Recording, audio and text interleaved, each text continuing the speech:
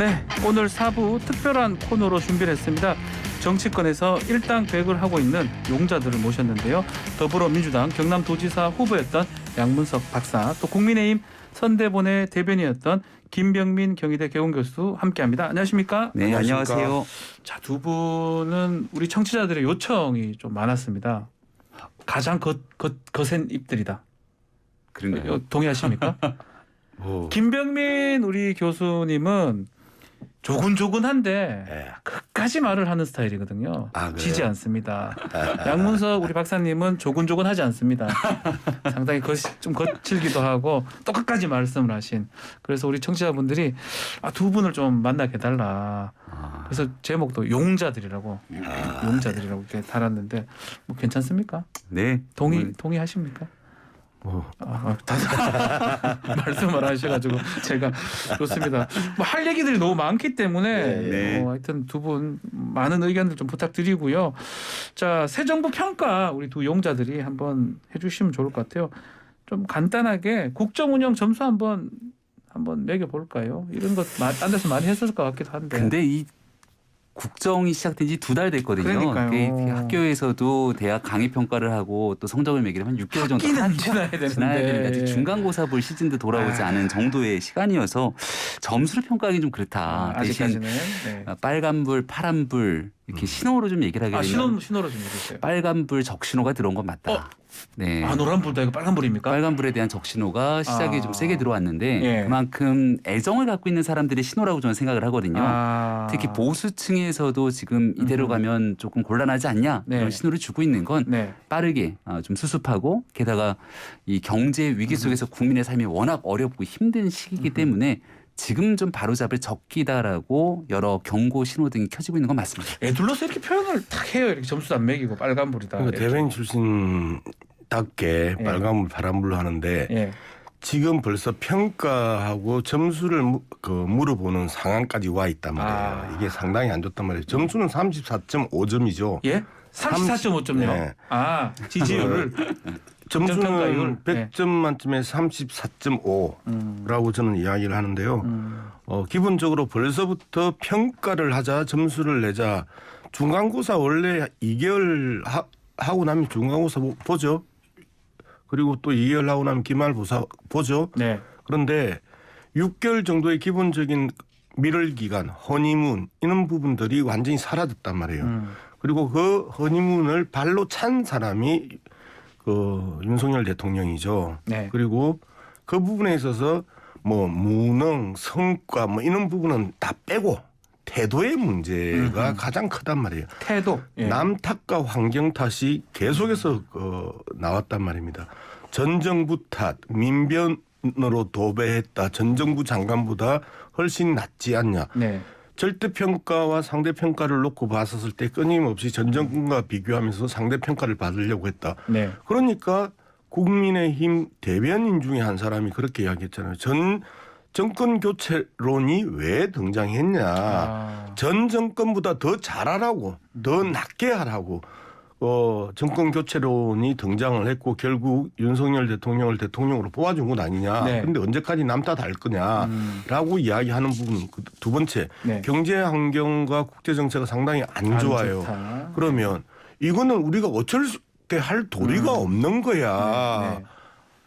자연재해 같은 거야라는 이야기를 하는 거잖아요. 환경 탓, 남 탓하면서 대통령의 그 태도가 현재의 지지율을 34.5%까지 끌어내렸고 제가 34.5점 정도밖에 줄 수 없다고 표현하는 겁니다.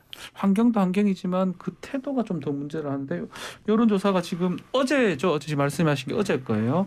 긍정이 34.5, 부정평가가 60%가 넘었습니다. 이거는 TBS가 KSOI한테 조사를 해서 의뢰를 해서 2022년 7월 8일부터 9일까지 조사한 내용이고요. 자세한 내용은 중앙선거 여론조사 홈페이지 참조하시면 되는데 이게 가장 큰 것 같아요. 60%가 넘어갔다. 이게 또 우리가 좀 계속 얘기를 하지만 다음 주, 다다음 주에 이게 뭔가 반등될 요소가 있느냐 할 때 그것도 사실 잘 안 보이거든요. 지금 뭐 한 개 여론조사가 아니라 여러 여론조사에서 뭐 비슷한 추이가 나타나는 게 맞고요. 이제 변곡점을 보게 되면 시기적으로 나토 정상회의를 다녀오기 전과 후로 좀 나뉘게 되는 게 아닌가. 일단 나토 정상회의에 가기 전에 첫 번째 정상 외교, 다자간 외교이기 때문에 가서 뭔가 의미 있는 성과를 가져오지 않겠는가. 보통 이렇게 순방을 다녀오고 난 다음에는 긍정적인 여론들이 좀 일어나기 마련인데 나토 정상회의가 이번에 대한민국 입장에서는 여러 국익 중심의 외교를 했지만 우크라이나 전쟁 등으로 인해서 국제적인 관심사는 사실 대한민국이 여기서 주도적인 뭔가 메시지 내기 쉽지 않은 상황이었습니다. 근데 이 나토 정상회의를 둘러싸고 있었던 그 당시 동행했던 인사 문제가 또 뉴스로 불거지기 시작했고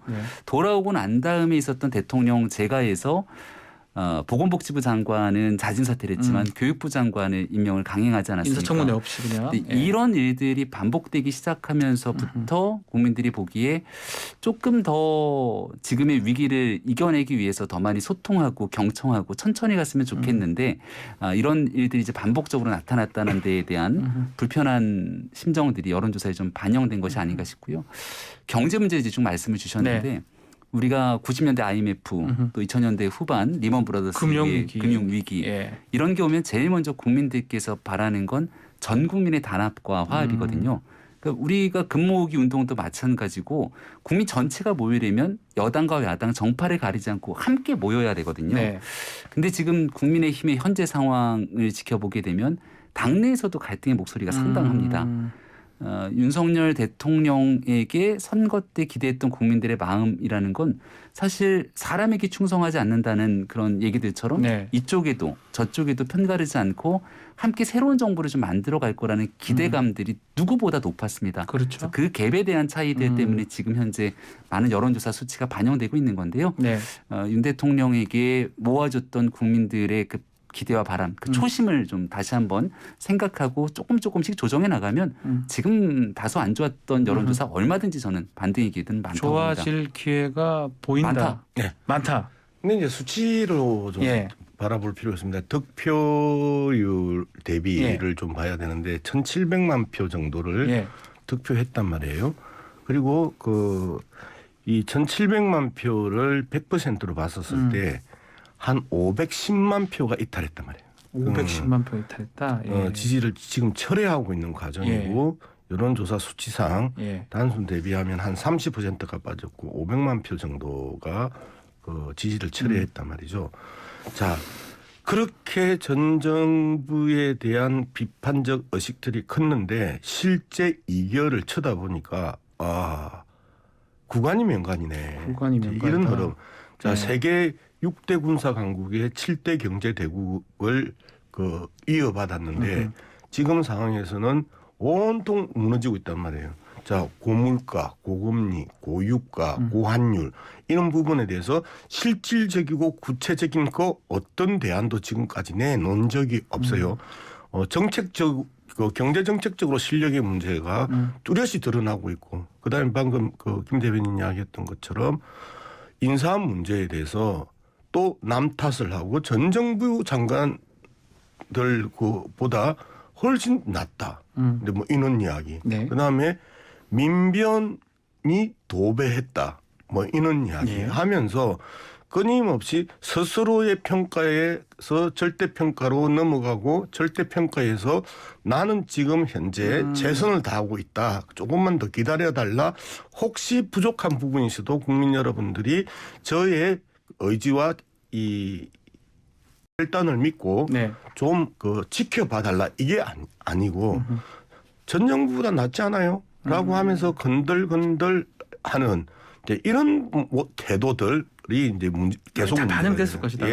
그래서 인사 문제. 그리고 세 번째가 저는 생각 밖에 김건희 여사에 대한 문제가 크다. 김건희 여사 문제도 있습니다. 뭐 저는 다른 방송에서 그런 이야기를 했었습니다. 김건희 여사가 한 번 등장할 때마다 지지율은 1%포인트씩 떨어질 가능성이 높다라고 이야기를 했었는데 다행히 나토 정상회담 이후에 귀국하고 김건희 여사가 일절 언론에 드러나지 않고 있습니다. 실질적으로 내부에서 강력한 브레이크가 걸렸을 수도 있다. 그런데 과연 윤석열 대통령이 넘버원이냐 김건희 여사가 넘버원이냐는 세간에 이 논란들이 있단 말이에요. 윤석열 대통령도 제어할 수 없는 대통령실이 김건희 여사를 제어할 수 있는가? 그리고 윤석열 대통령은 김건희 여사를 제어할 수 있는가? 이런 측면에서 봤었을 때 언제든지 안고 터질 수 있는 시한폭탄과 같은 그 캐릭터를 가지고 있고 그 시한폭탄이 터지는 순간에 이제는 걷잡을 수 없는 20% 국정 동력을 상실할 수 있는 20%대의 지지율로 떨어질 가능성이 높다. 그래서 이 부분이 일시적 현상이냐? 이제 지금 김병민 대변인 같은 경우는 일시적 현상을 네. 그 바라는 그 마음을 이제 전달을 했는데 이 부분은 상당히 구조적인 문제이고 등락의 그 폭들이 아주 없을 수는 없겠지만 하락 추세가 명확하다. 그리고 이게 구조적이고 능력의 문제고 현실적으로 태도의 문제가 중첩돼서 누적되고 있는 과정이다. 저는 이렇게 생각합니다. 같이 한번 질문을 드려보겠습니다. 같이 좀 말씀 좀 부탁드리겠습니다. 네. 인사 얘기도 지금 하고 뭐 비선 또 김건희 여사 얘기 등등을 좀 하고 있는데 이 포함해서 뭐 예컨대 한동훈 장관 인사했던 문제라든지 또 김건희 여사 또 활동이라든지 이런 게 지금은 조금 뭐 괜찮은 것 같기도 하고요. 네. 어떻게 보고 계시는지요? 뭐 여론조사 수치를 네. 보게 되면 부정평가에 관한 여론이 김건희 여사의 비중들은 뭐 상당히 잡히지는 보이는 않습니다. 것 같아요. 인사가 그러니까 제일 커 보입니다. 예. 어차피 윤석열 대통령에 대해서도 부정적인 인식을 갖고 있는 분들의 그 강도가 좀 세지 않습니까? 실제로 뭐 반반 선거였으니까 이번 그러니까 대선이. 그게 예. 표로 치게 되면은 반반 정도의 선거, 0.7%의 선거지만 이 좀 윤석열 대통령에 대해서 비우호적인 감정을 갖고 있는 반대 진영의 지지층들 입장에서는 싫어하는 강도가 좀 세다 이렇게 표현을 드리는 거죠. 비호감도가 세다 이 말씀이시죠? 예. 조국 전 장관 사태를 겪으면서 있었던 지난날의 과거들을 복귀해 봤을 때 네. 윤석열 대통령에서 갖고 있는 비호감도가 굉장히 강하게 표출되고 있는 그런 국민들이 있을 것 같고 네. 또 김건희 여사에 대해서도 마찬가지라고 생각을 합니다. 그러니까 사실 지난날 돌아보면 김건희 여사가 뭔가 대단한 국정 운영에 실수를 했거나 뭐 엄청난 문제를 일으켰거나 이런 걸 보기는 어려운 건데 지금까지는 크게 없는 그건 없는 것 같아요. 뉴스의 예. 주목도가 워낙 높은 상태 속에서 예. 자꾸 지난 대통령 선거 과정 속에 있었던 논란들을 끌어다가 이제 같이 묶어서 얘기하고 있는 반대 진영의 지지층들의 목소리는 여전히 살아있다 이렇게 생각을 합니다. 네. 이제 본인에게 제기되고 있는 비우호적인 그런 감정들을 극복해내기 위해서 사실은 조금 더 사회적으로 그늘진 분들, 그 소외된 이웃이라든지 해야 되는 좋은 역할들을 조금 더 해나가면서 여론들을 함께 만들어갈 필요가 있는데 네. 그런 부분 속에서는 좀 아쉬움이 있다는 생각이 들고요. 네. 한동훈 장관 얘기를 하고 있는 건 이제 민정수석실이 폐지됐기 때문에 인사에 관한 검증을 비롯해서 많은 부분을 이제 법무부가 가져가게 되니까 그렇죠. 여기에서부터 좀 문제가 꼬인 것 아니냐 이렇게 얘기를 하기도 하는데 실제 다음번 국민의힘 그리고 전체적인 대선 여론조사에 보면 또 한동훈 장관의 인기는 또 높게 나타납니다. 거의 이제 보수층에서 1등으로 나오더라고요. 그러니까 이게 예. 아까 말했던 양극단적으로 극단에서 싫어하는 차이가 사람들, 있으니까. 또 좋아하는 사람들의 결집들이 세게 이루어지고 있는 양극단에 대한 그 모습들이 정치적 뉴스로 이렇게 소비돼서 나타난다 저는 이렇게 생각을 하는데요.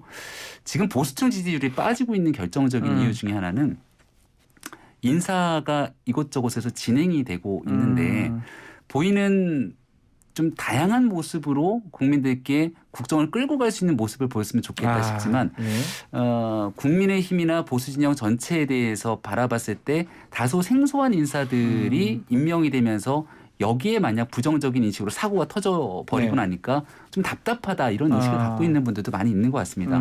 그래서 이제 앞으로 진행되고 있는 인사 과정 속에서는 천하의 인재를 널리 구한다라고 하는 생각을 갖고 좀 조정하면 저는 변화 가능성이 있다고 보는데요. 윤 대통령이 선거 때 늘 했던 얘기가 나는 정치권에 지금 빚이 없다. 네. 국민이 불러낸 대통령이니까. 따라서 국민에게만 마음의 빚이 있고 국민을 위해서 정치를 하겠다 이런 말을 많이 합니다. 그러니까 앞으로의 인사 인재를 등용함에 있어서도 정말 그 말에 맞게 많은 너른 인재들을 등용할 수 있는 모습을 보여주면 바뀔 거라는 괜찮으시다. 제 개인적 질문인데 네. 우리 김병민 의원은 뭔가 자리를 안 맡으세요? 저 같은 사람이 밖에서 방송에서 이렇게라도 얘기를 저는 해야지 누가 하겠습니까? 좀 이렇게 젊기도 하고 아마 윤석열 정부에서 윤석열 대통령이 아마 추구할 수 있는 인재상 중에 하나일 거로 생각이 들고 또 선거 운동도 잘하셨고요. 정권 이제 5년이라고 하는 기간이 있잖아요. 그러니까 저는 시기마다 필요한 사람들이 역할이 있을 거라 보는데 윤석열 대통령이 정치에 대한 경험이나 국정을 이끌어왔던 경험은 없지 않습니까? 이제 검사나 법조인으로서 지내왔던 좋은 경험들이 그렇죠. 있지만 그럼 새롭게 출범한 정부에서 꼭 필요하다고 생각됐던 건 안정적으로 국정 운영에 경험이 있는 인사들과 함께 지금 변화의 시기에서 적절하게 빠르게 적응할 수 있는 사람들로 내각과 그리고 초기 대통령실의 참모진들을 구성한 것 같은데 국민들이 보실 때에는 안정과 경험도 중요하지만 옛날에 대한 경험 말고 그렇죠. 변하고 있는 미래에 참신한 그건 김병민 참신하잖아요. 그런 얘기를 제가 드리는 그래서 그런 일들에 대해서 이제 조정 과정들이 좀 거칠 거라 생각합니다. 인사 부분은 왜 괴롭혀요? 검사가 아닌데 자꾸 괴롭히지 마시고 그리고 이제 김 교수 이야기했던 그 김건희 여사에 대한 평가에 대해서는 좀 제가 달리 바라보고 있습니다. 김건희 여사의 그 활동에 대해서 질문을 따로 떼서 봤었을 때는 60% 이상이 반대하고 있고 30% 중반대 정도 지금 나오는 지지율만큼만 찬성을 활동 하고 여부에 대해서 찬성하던 그 여론조사죠. 그런 부분이고 그다음에 뭐 김건희 여사가 국정 운영에 어떤 실수나 실책을 했냐라는 평가인데 자 했죠. 나토 정상회담 과정에 있어서 비선 달고 움직였던 이런 부분들 그리고 민간인 동행했던 이런 부분들은 국정 운영에 있어서 상당히 큰 실책입니다. 그다음에 약속을 안 지켰죠. 내조의 문제를 본인 스스로 이야기했고 그리고 경력 허위 조작 사건과 관련해서 이미 사과했고 영부인으로서의 역할을 하지 않겠다고 이야기를 했던 부분에 대해서 약속을 어겼죠. 세 번째, 주가 조작 관련해서 경찰 수사 응하지 않고 있죠. 이런 부분들이 누적돼서 지금 표출되고 있는 과정이라고 보는 거고요. 그다음에 여론조사 이야기를 계속하면서 반등의 여지에 대한 부분을 이야기를 하시는데 지금 여론조사에서 세대별로는 가장 많이 빠지는 데가 30대예요. 그다음에 직업별로는 소상공인이에요. 그다음에 이념적 성향으로 보면 중도층들이에요. 실질적으로 빠지고 있는 핵심 세대, 직업, 그다음에 이념적 성향이 윤석열 대통령을 뽑아줬던 그리고 이기는 데 있어서 결정적인 역할을 했던 세대고 직업이고 그다음에 이념적 성향이란 말이에요.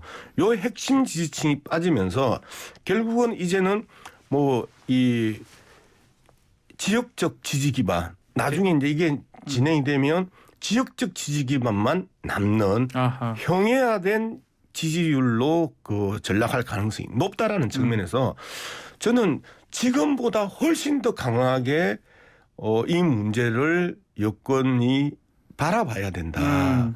좀 초기에 등락의 과정이 있고 인기의 상승과 하락의 과정이 일시적 현상으로 문제를 바라보는 시각들 이러한 시각들을 우리는 안이한 시각이라고 이야기를 해요. 이러한 안이한 시각에 대한 부분들에 대해서 상당히 위험하다. 오늘 오면서 성일종 정책위 의장 국힘당 정책위 의장이 이야기를 하는 걸 보면서 아직도 이 상황을 저렇게 바라보는구나. 정말 아니하구나 라는 생각을 하면서 왔었어요. 아마도 양문석 박사님께서 윤석열 정부 잘 못되라 국민의힘 좀 못되라 이런 말씀을 주신 게 아니라 국정이 좀 잘 돌아갔으면 좋겠다라는 생각에서 주는 애정 어린 조언이라 생각을 하고요. 그렇기 때문에 지지율이 계속 하락할 거다 이렇게 보기보다는 제가 앞서 이제 여론이라는 건 늘 변화할 수 있는 여지가 있다는 말씀을 드리는 이유가요.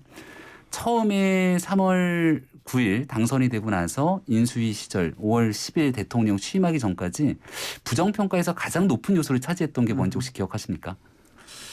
뭐였죠? 그때는 용산 대통령실 집무실 이전이 이전 문제 가장 압도적인 비중을 맞아요. 차지했는데 예, 맞아요. 막상 5월 10일 취임하고 나서 용산에서 새 시대를 열고 나니까 여기에 대해서는 긍정평가가 훨씬 더 많이 그렇죠. 진행되게 되는 여론의 변화 흐름을 봅니다. 지난 6월 1일 지방선거를 제가 옆에서 치르면서 느꼈던 가장 결정적인 의미 있는 장면 하나를 뽑으라면 옛날에 있었던 줄투표로 한 정당을 갖다 쭉 몰아주는 투표가 아니라 아하.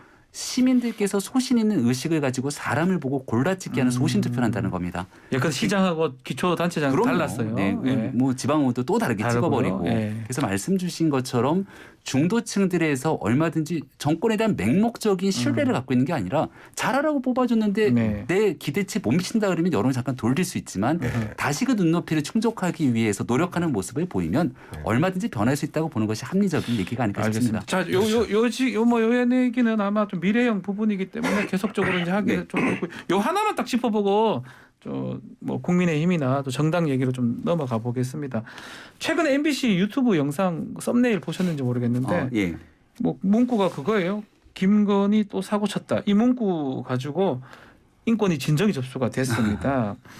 이거 뭐 두 분한테도 공개 한번 여쭤보겠습니다. 또 우리 양문서 박사님은 방통위원도 하셨고요. 그렇기 때문에 이 썸네일 내용을 문제 삼는 거 저희도 좀 무섭거든요. 이제 앞으로. 국가에서 담는 건 아니고 아마 해당 지방의원이 진정을 아마 했습니다. 예, 진정 문제는 있는 것 같은데 진정을 했습니다. 예. 이게 이제 저도 공영방송 라디오에 선거 때 참 많이 나가봤어요. 그렇죠. 예, 또 대변인도 나가야 되니까 네. 끝나고 나면 예의주시해서 보는 게 뭐냐. 내가 말을 하고 충분히 대담을 하고 왔는데 네. 저는 유튜브 썸네일은 보지도 않았고요. 기사 제목을 어떻게 뽑아서 포털 예. 상단에 배치하는가. 예. 근데 꼭 얘기를 하고 나오고 나면 뽑아지는 기사 제목은 제가 얘기하고 같이 논의했던 전체적인 내용과 맥락과 다르게 뭔가 자극적이고 자극적이죠. 예, 네, 문제가 묘하게 오해의 소지가 있을 법한 내용들을 상단 배치를 해서 이건 좀 너무하지 않습니까? 자극이 됩니다. 얘기했던 내용이 다른데 네. 그렇게 얘기했던 기억들이 나거든요. 선거 때도 마찬가지지만 예. 특히 공영방송 입장에서는 여야에 대한 정치적 중립을 지키면서 같이 보도해야 될 의무가 있는 건데 너무 좀 심할 정도로 갔던 과거의 전례들이 있지 않았나. 크게 좀 문제가 될 수 있나요? 유튜브 썸네일에 대해서는 보는 사람들마다 생각들이 다를 수 있겠는데 네. 지난날 있어 왔던 수많은 일들 속에서 이런 게 켜켜이 쌓여왔던 게 아닌가 싶습니다. 우리 양문석 박사님 어떻게 보십니까? 기상천외하고요. 기상천외하다. 거의 네. 세계 최초일 거요. 그리고 예. 해외 토픽감이죠. 저는 이제까지 그 심의 영역에 있어서 썸네일을 가지고 심의 영역에 그 진정을 하는 네.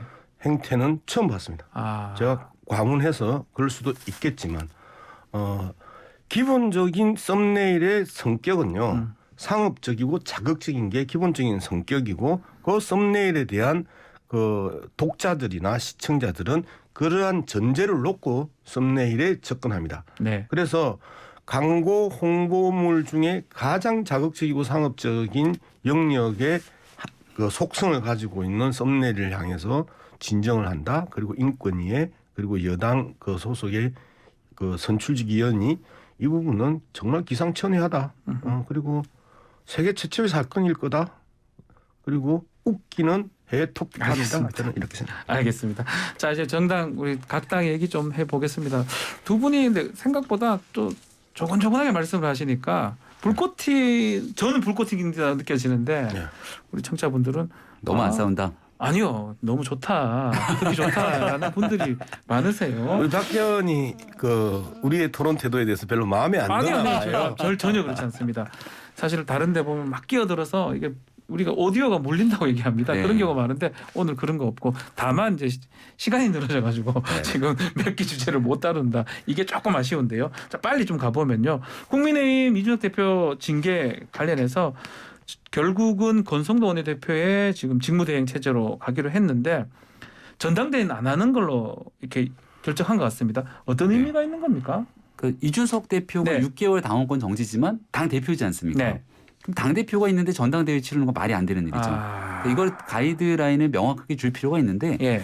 만약 이준석 대표가 더 이상 당 대표 일을 할 생각도 없고 이유도 없다 이렇게 딱 하는 순간은 그 다음 뭔가를 고민해야 되지만 이준석 대표가 난 당대표를 계속 할 것이다라고 과거에 얘기했던 상황 속에서 그 이상 더 나가는 건 무리가 있다 보거든요. 아하. 지금 현재로서는 아주 요거가 가능하다. 합리적인 내용을 현실적으로 아하. 딱 결론을 빠르게 내렸다 이렇게 생각합니다. 이준석 대표가 많이 좀 조용하고 있는 것 같아요. 네, 원래 성정상으로는 바로 이렇게 대치기가 될 건데 윤리 결정 이후에 결사항전을 하는 거 아니냐 이런 관측을 했거든요. 대부분. 사실 오늘 뭐 뉴스킹에 나와서 얼마든지 얘기할 수 있을 저희는 하루를 다 드릴 수도 있습니다. 상황이다면 주말에 방송에 나와서 아마 많은 얘기를 하지 않겠는가 생각을 했는데 윤리위의 결정 결과는 따라야 되지 않겠는가라고 하는 여론이 그동안 이준석 대표에게 우호적이었던 뭐 홍준표 시장이라든지 오세훈 서울시장 등등에 이르기까지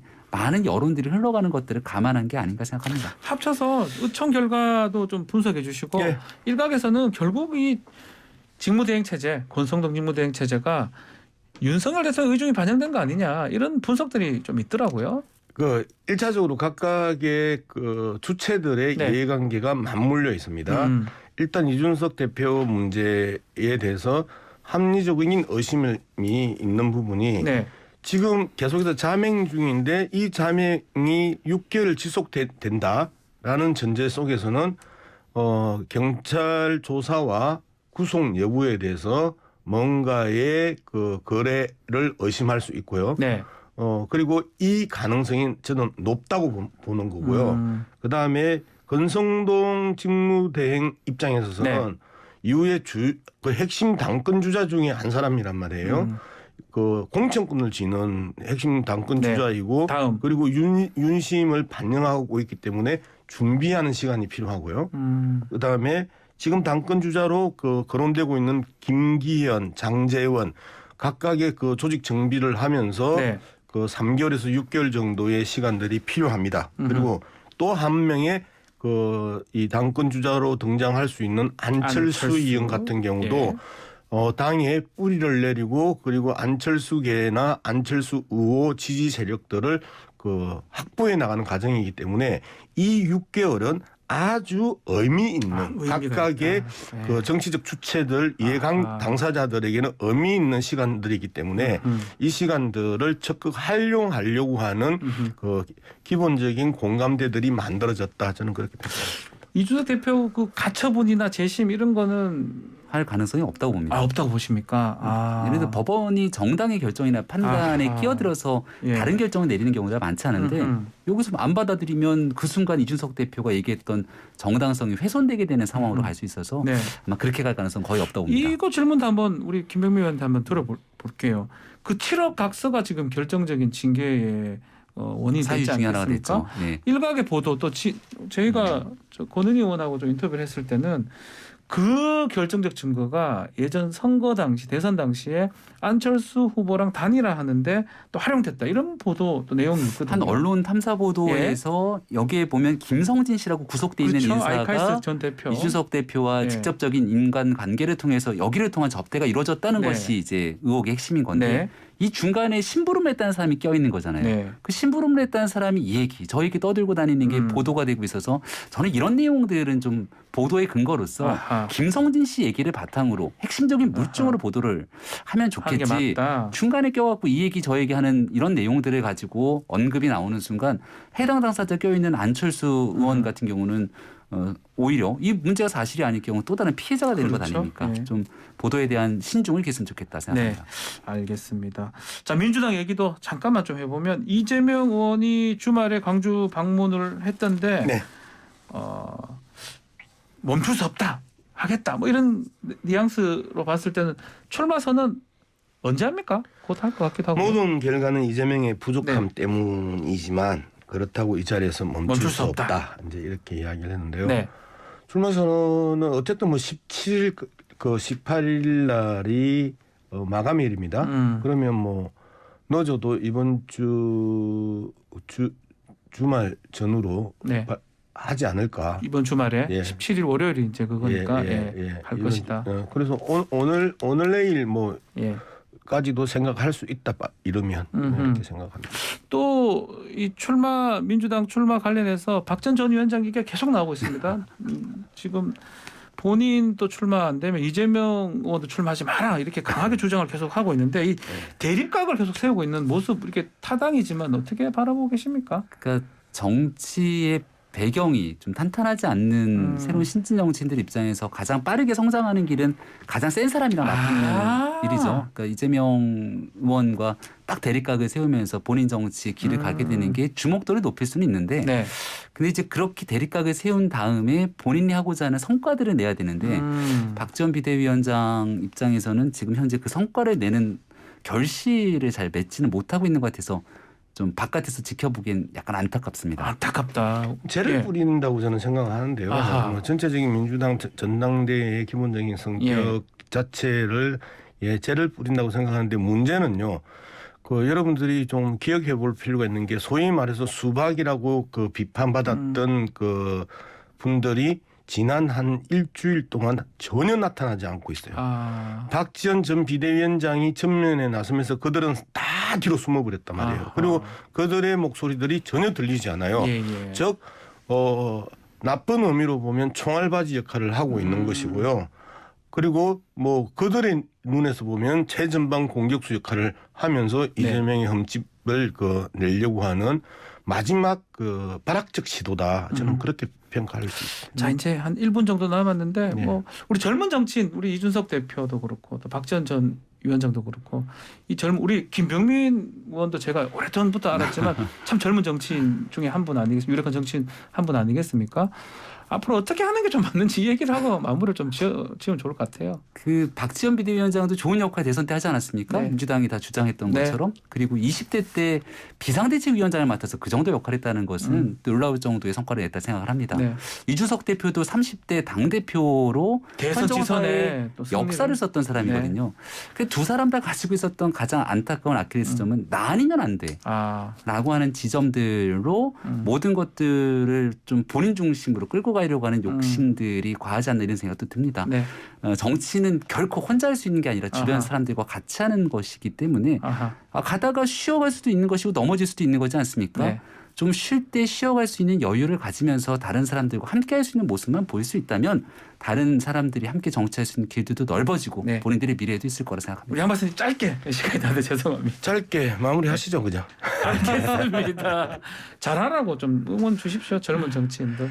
아니 기본적인 실력이 바탕이 되지 않은 이미지 정치는요. 결국은 이미지 정치의 종말은 비극으로 끝납니다.